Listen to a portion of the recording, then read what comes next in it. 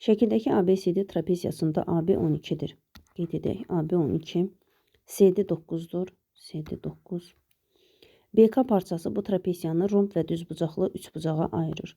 Düzbucaqlı üçbucağımız buradakı düzbucaq təpəsi olacaq. Romb da BC DK-dır və rombun bütün tərəfləri bərabər olduğu üçün qeyd edə bilərik bunları.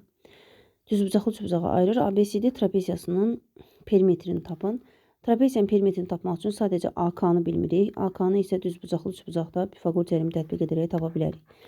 Yəni x-in kvadratı bərabərdir 12-nin kvadratı üstəgəl 9-un kvadratı. Dedir 144 üstəgəlinsin 81 bərabərdir 225. 225 isə 15-in kvadratıdır.